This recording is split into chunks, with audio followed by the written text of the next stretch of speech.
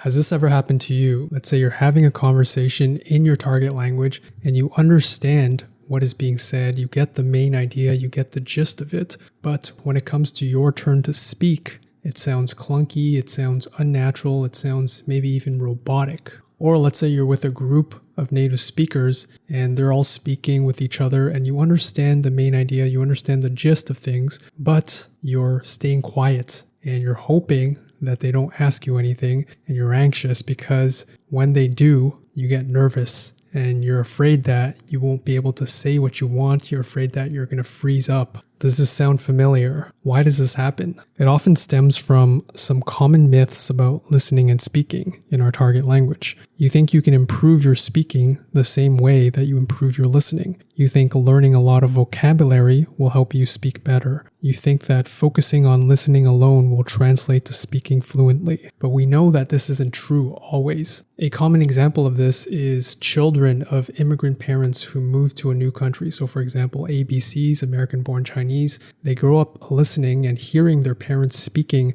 Chinese, Mandarin, Cantonese in the household. So their listening is very good. But when it comes time to speak, because they haven't practiced speaking that much, they're not very good at speaking. And so it's no surprise that their listening is far better than their speaking. So we know that listening and speaking are related. They help each other, but they're also very different skills. Listening helps with speaking, but listening alone won't make you fluent. So why is speaking so hard? Why are we more likely to improve our listening way before we improve our speaking? The answer is quite simple. Many learners, when they start learning in their target language, a new language, they focus on listening first for many different reasons. Listening can be done totally passively, which I actually recommend as a beginner, even when you don't understand anything, even when you don't understand the vocabulary, if you don't understand the pronunciation, the tones, you can still gain a lot. You can still benefit. You can still learn the rhythms and the sounds of the language and get used to that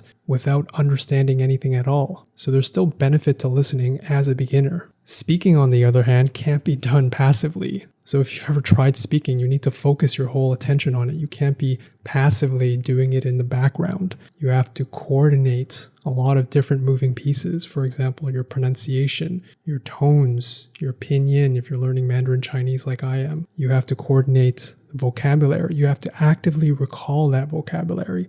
You have to think about how to structure your sentences. And this is happening all on the spot, not to mention you also have to understand what the other person is saying. Even if you do know the vocabulary, your mouth has to be trained over repetition to reproduce those sounds. So you have to train that muscle memory. On top of that, listening alone is easier because you're getting clues all the time from the context. So even if you don't understand every word in a sentence, you can still get clues and context from the sentence, from other parts of the sentence. You can get clues from the whole conversation and get a general gist of what is going on, even if you don't understand every word. That's what makes listening a lot easier than speaking. With speaking, not only do you not have these clues from context, you also, like I mentioned, you have to actively recall words, whereas with listening, the speakers are saying the words and you get to hear the word in your target language and you get to hear how it's naturally pronounced. And so this is priming your memory. So then you can say, oh, they said that word.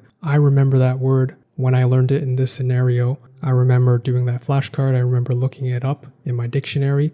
It primes your memory. Whereas with speaking, you have to actively go back into your memory, recall that, and then reproduce it without any priming at all. So that's why it's much more harder. And on top of all of this, let's not forget that there's the whole added challenge of social pressure and anxiety. Whenever we're speaking, there's also this social aspect of things. And this is not limited to our target language. Even in our native language, there's many people, for example, with English, where there's social anxiety speaking or having conversations. So don't think that this is just a language learning thing or that you're a bad language learner. Don't be too hard on yourself because this takes practice. This is also overcoming that anxiety, especially if you're an introvert like me. But this is a topic for a whole nother video. If you're interested in that, I can make a video on that. But the important point to notice is that if you find yourself in the position where you're speaking is not as good as your listening, if your listening is miles better than your speaking, you can understand a lot of things. This is actually a very good place to be. It's not a bad place. Why is that? because it means that you're on the right track. It means that you've already built up enough vocabulary that you can start understanding conversations, and all you have to do is figure out the next step. So the typical progression of language learning looks like this. In phase one, usually you can't understand and you can't speak. So it makes sense because you haven't exposed yourself. Phase 2 is usually because you get a lot more input, you're able to understand. So you can understand, but you can't speak. Phase 3 is when you start understanding more and you can speak. So this is the natural progression. Most people, they can understand more before they can speak. It's very unnatural. It would be very weird if you could speak before you understand. So if you find yourself in the position where your listening is way better than your speaking, do not beat yourself up. It means you're in the right place. And then you just need to figure out how to effectively improve your speaking. Okay, so how do we improve our speaking then? Einstein famously stated, "You can't solve a problem on the same level that it was created." But many learners make the mistake of thinking that you can improve your speaking the same way you improve your listening. But we quickly realize that this is not practical and this is not possible because of the reasons that we discussed earlier. Speaking is much more complicated, it's much more complex, it's combining and coordinating a lot of different moving pieces, whereas listening, you can just listen passively while you're doing the dishes, while you're commuting, while you're walking, doing the chores, exercising, and you don't have to be focused 100%, whereas speaking, you not only have to be focused 100%, you have to be coordinating a lot of different things. On top of that, with listening, you can listen to basically anything you want. You can listen to a broad range of topics and you can still benefit from that because it's not really about the topic. You're listening and you're still benefiting from the tones and the sounds of the language and the intonations, and you're getting a gist of the sounds of the language. You're learning the ropes of the language. With speaking, because the friction is so much higher, because you have to be so much more focused, because you can't do it passively, there's much less opportunity to practice your speaking. And so it's no wonder that if you're practicing your listening throughout the day for many more hours, your listening is going to improve much faster. Whereas when we have less opportunity to practice our speaking, it's no wonder that our speaking is less developed. So it's much harder to build momentum with our speaking. It's much harder to build confidence. It's much harder to see progress and to build motivation to keep going. So this means that we have to be much more selective on how we practice our speaking. Whereas with listening, we can listen to anything that we want. We can listen to a lot of different topics. With speaking, because there's so little opportunity and chances to practice our speaking, we have to be much more selective and also much more careful on how we practice our speaking. So what should we do? What's the best way to improve your speaking? When I studied kinesiology in my undergrad, we learned about a very important principle. This was the principle of specificity. And what does this mean? It means your training works best when it matches your goal. The type of exercise, how often you do it, and how long you train should all line up with what you want to achieve. The closer your training is to your goal, the better your results will be. For example, a sprinter should train for sprinting, not marathon running, and a bodybuilder should focus on strength training, not cardiovascular disease. Training should progress from general conditioning to specific training for the skills required in a sport or activity. So similarly, for language learning, we should focus our efforts on the general conditioning. For example, listening broadly in the beginning as a beginner, but as we progress into the intermediate and advanced phases of our learning, as we progress and we want to start speaking and outputting more, we need to be much more specific on how we speak so that it aligns with our goals. If your studies are unorganized and general, your results are going to be unorganized and general. This means to stop trying to learn a ton of different topics all at once. This means that you need to focus your efforts and your learning on a particular topic, or else you're just spreading yourself thin. You're wasting your time. So unlike listening where you can go broad, go wide right away, with speaking, when we enter that phase into phase 2 where we want to practice our speaking and improve our speaking, we need to learn deeply first and then go wide. It's better to build local expertise in a focal, specific topic. And then once you build that local expertise and that local confidence, then you can migrate to a new topic. Whereas if you just start wide and you start speaking about a lot of different topics, you're going to spread yourself thin because of the many reasons that I mentioned before, because it's so hard to get speaking practice, because speaking is so much more mentally taxing and it's harder to speak with other people. It's hard to build a speaking practice. So you have to really focus and pinpoint that speaking specificity. Is this limiting? Of course it is, but that's the point. Think of when you learn to ride a bicycle for the first time. This is like putting limits by adding training wheels to your bicycle. This is limiting your riding experience. For example, you can't go as fast, you can't turn corners as sharply, but it's helping you build the fundamentals. It's helping you build the basics so that when you take off the training wheels, the limiting factors, you're going to be able to start doing tricks, turning those sharp corners. You're going to start going faster. But in order to do that, it helps to limit the way that you're studying, the way that you're learning. So you're putting training wheels on, you're limiting your topics so that you can go faster later. Okay, but how do we do this? Many learners try to improve their speaking by learning more vocabulary or more grammar lessons without practicing speaking. But this is like putting a bandage on the problem. It makes you feel better, but you're not fixing the root problem. Accumulating vocabulary is something that a lot of learners do. I see it all the time. And it's not necessarily a bad thing if there is a goal. You can think about vocabulary like tools in a toolbox. It's useful, but it's only useful when there's a problem, when there's something that you're working towards, when you're using the vocabulary to solve a particular problem, to express and communicate a thought or an idea. However, what many people or what many learners do is that they accumulate all this vocabulary and it makes them feel good. It makes them think that, okay, I'm learning more vocabulary today. I know all this vocabulary, but they're not applying that vocabulary. And so it just gathers dust in their toolbox. And eventually, if they're not using it, they're going to lose it. And all of that vocabulary is just going to waste. They're wasting their time and their effort, their valuable time and effort, when it could be focused on a particular topic, on a particular purpose. Okay, so you might be saying, I get this. I shouldn't be learning vocabulary all the time if I'm not using it, but how do I apply that vocabulary then? What should I do? Instead of looking for vocabulary, look for interesting problems to solve, and the right vocabulary will reveal itself naturally. So when I was in medical school, when I was training to become a doctor, one of the ways that we learned was through something called problem-based learning, PBL for short. Problem-based learning has been shown in many studies to be more effective than lecture-based learning in improving knowledge, social and communication skills, problem-solving, self-learning, and student satisfaction. Problem-based learning essentially at its core means that you're not just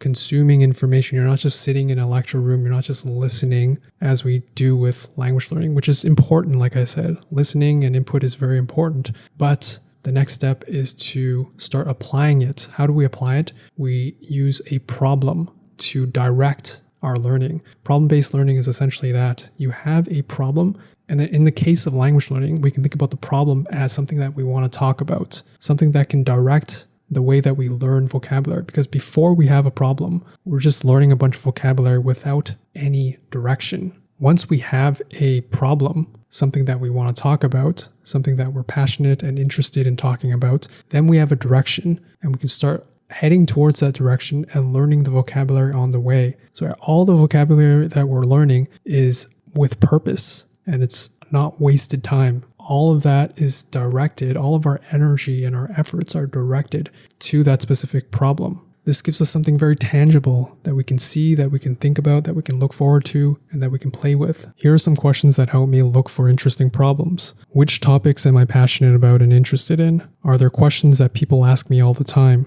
Are there topics that I often struggle to talk about? Is there a topic that I have a controversial opinion about? If you struggle with speaking, and I know a lot of you do because a lot of you guys send me messages that you struggle with speaking, you probably know the answer to these questions because often when I ask you, what do you struggle with speaking about? You often tell me, oh, it's about this topic.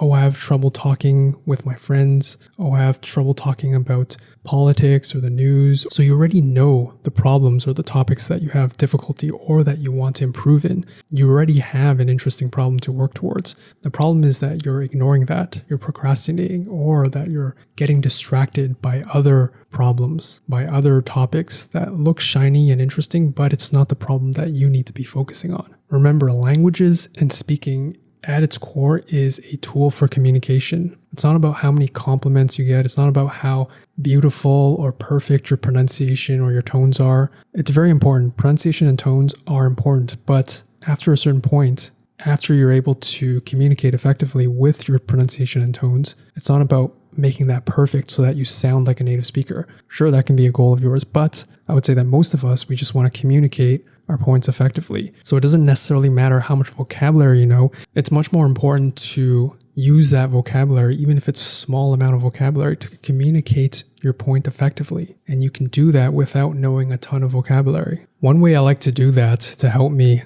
keep myself in the frame is using the noun method. What is the noun method? The biggest mistake I see learners make is learning for the future. They accumulate and hoard vocabulary for the future. You learn phrases you won't use now. You learn grammar points you won't use now.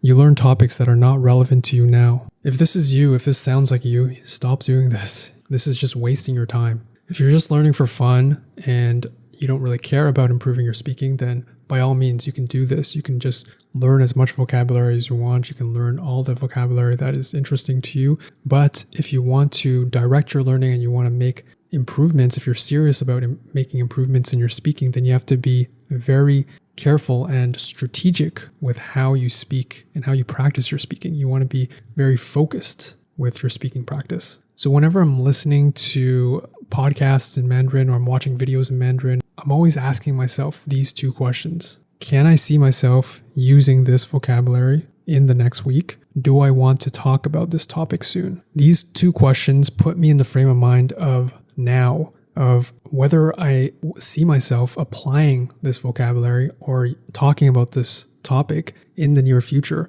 whether it's by myself, recording myself speaking, or whether it's with a language partner, my friends speaking Mandarin Chinese, whether it's with my Chinese teacher. This helps me get in the frame of not just accumulating vocabulary just for fun. Again, if you want to do that just for fun, be my guest. But if you're serious about focusing your learning so that you make progress, then you have to be strategic. And so this is how I stay strategic. This is how I focus my energy so I'm not wasting energy. I'm not just accumulating tools in the toolbox that are just going to gather dust. Everything has an intention. This is the opposite of how we're taught in schools when we're just learning for exams and we're just cramming for the exam at the end of the year or maybe at the end of the semester. We learn all of this material for like 3 months, 6 months, and then we have to regurgitate all of that after the end of the semester or at the end of the year. The best learning is not one where we're cramming at the end, just making a mad dash for the end. The best learning comes from learning and applying what you learn as quick as possible. So having these almost mini tests or mini exams every day. Focus on now to minimize the time between learning a new phrase or vocabulary and using it.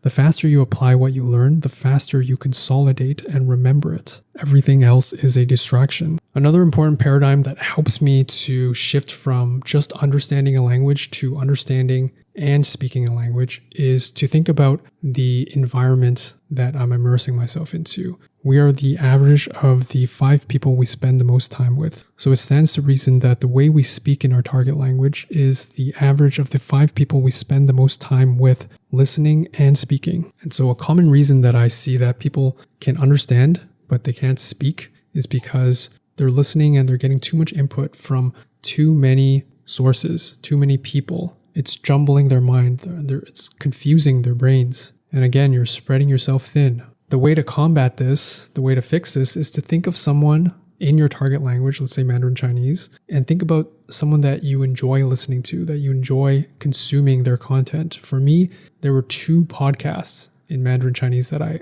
loved listening to, and I still do, but especially when I was early on in my language learning journey, I just loved listening to these podcasts. So I would put them on, put on my earphones, and I would listen to them every day on repeat. Even if it was the same episode, I would put myself in an immersive zone where I was constantly getting the input, but not from like hundreds of different podcasts. I wasn't watching tons of different creators. I was focusing on the ones that I enjoyed listening to. So think about your favorite creators. It could be anything that you like about them. Maybe it's the sound of their voice. Maybe it's very calming and soothing for you. Maybe it's the fact that they're very insightful. Maybe it's the topics that they talk about. Maybe they're very funny. Pick a few creators, pick a few speakers, listen to them, focus on them, and ignore everything else. The result of this, when I started listening to these 2 podcasts, is that quickly I started picking up on their mannerisms. I started picking up their accents and the way that they spoke. Because if you think about it, if you're listening to the same speaker all the time, they're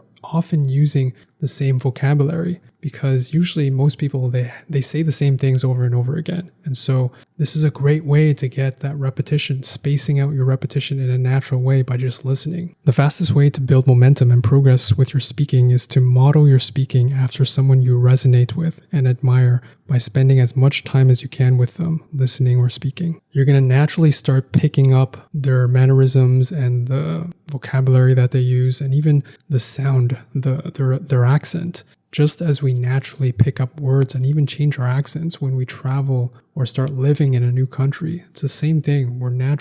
Humans are like sponges. We're just naturally good at absorbing our environments. It makes us feel safe. It makes us feel part of a community. It makes us not feel like we're standing out and sticking out like a sore thumb. So pick someone who you enjoy listening to and stick with them. Try not to get distracted by all the other noise, all the other creators, all the other podcasts out there. Just try to stick with one for a long time, and you'll be very surprised, like I was, by how much progress you make in your listening comprehension, but also your speaking. Okay, this is all great advice, but how do I structure my learning, and how can you use all of this to consolidate all of this and structure your learning so that you learn faster, you break free from that plateau of just listening and only understanding and not speaking, so that you can start understanding and speaking. So this is the study routine that I use to learn to speak fluent Mandarin Chinese after many years, 5 years of trial and error. I keep it very simple with only 3 essential steps. Number 1, I pick a problem. So like I mentioned, problem-based learning, I always pick a problem and I ask myself these questions. And this can be a question that people ask me all the time, a topic that I'm interested in right now, a topic I had difficulty expressing myself in the past, or an interesting idiom or vocabulary I learned recently. Number 2, I figure out what I want to say. And again, I'm using prompts to help me with this. So once I have the problem, once I have a topic in mind that I can direct my learning, then I figure out what I want to say. And the easiest way to do this is just to start, for example, pick someone, like I mentioned, a language role model that you want to model your speaking after, and start listening to them around this topic. So often I'm listening to podcasts throughout the day while I'm walking, while I'm doing the chores, passively doing other things in the background. And I'm repeating this. So I'm getting immersion, but I'm also getting the spaced repetition from, again, that language role model that I want to model my speaking after. And while I'm listening, I'm picking out new vocabulary that I want to learn, so that the new vocabulary is not just random vocabulary that I may or may not use. It's very directed and it's very relevant to what I want to speak about, how I want to apply this in my life, in my conversations. And while I'm listening, I'm also shadowing and I'm mimicking the native speakers, because again, this is someone that I want to model my speaking after. I like their accent. I like the way they sound. I like the way they articulate themselves. So I'm modeling myself. I'm mimicking myself. I'm shadowing them while they're speaking. But also while I'm learning this vocabulary, I'm thinking, I'm imagining myself, putting myself in the position of having a conversation. I imagine myself, someone asking me a question in real life, and I'm imagining myself using this vocabulary, or thinking, putting myself in that position so that I have to force myself to use that vocabulary, and thinking if I can use that vocabulary. And then I'll think to myself, I'll talk to myself using the vocabulary. And this helps me put myself in the position of actually have a conversation, because visualization is so important. I mean, like all the elite athletes in the world in the Olympics, they all use a visualization to help them put themselves in the moment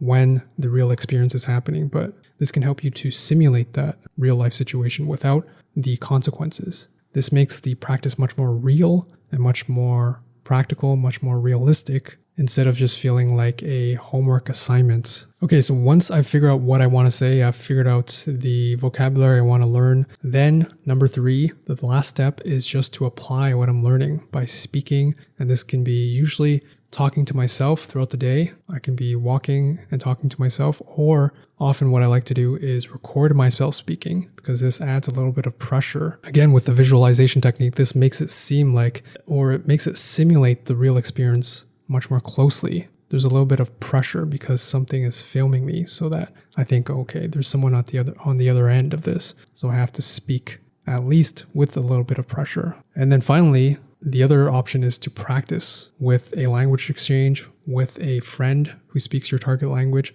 or with a teacher. So in my case, a Chinese teacher. So I do these 3 things every single day. I pick a problem, I figure out what I want to say, and then I say it. I apply what I learn by speaking. How often do I do this? Well, throughout the day, I'm constantly doing step 1 and 2. So I'm constantly listening to native material, again, while I'm doing things passively on the side, and I don't have to be actively engaged, but sometimes I'm, shifting in and out of active engagement and active listening. But while I'm listening, I'm already doing step 2. And then step 1 is just thinking about the problem. But step 1 is actually easy because while I'm listening throughout the day, I'm getting new ideas. I'm getting new problems that I can collect and save for the next day. So for the next day, I don't have to think about, what am I going to talk about today? I already have a list. I collect a list of problems or topics or idioms that I want to talk about the next day. So I'm not wasting time looking for topics or material to learn about. I already have a collection of them. And then I only set aside time for step 3.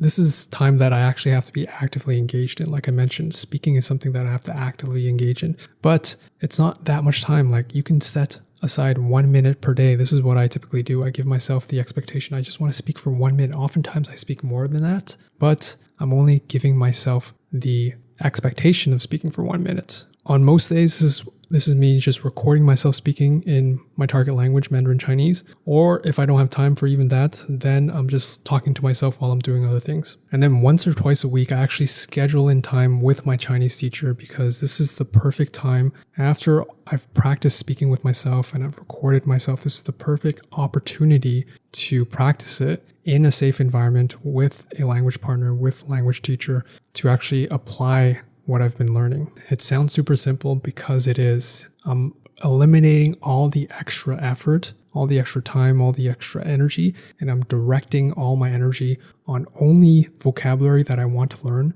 that I want to apply, that I want to talk about. Everything else is a distraction. This way, I'm building up progress faster. I'm building up momentum faster. I'm building up my speaking confidence faster because I'm building local confidence. I'm building local expertise so that when I feel confident in this area, I can move on to the next area and it slowly builds gradually instead of spreading myself thin and then feeling overwhelmed and then giving up. So if you're a learner who understands but can't speak, I hope this video helps you guys. If you're learning Chinese, check out my free speaking template below where I show you exactly how to build a speaking habit. You can also check out the copy paste speak system where I show you step by step how I learned to speak like native Chinese speakers. Like, share, and subscribe. Thanks for watching, guys. See you guys next time. Bye.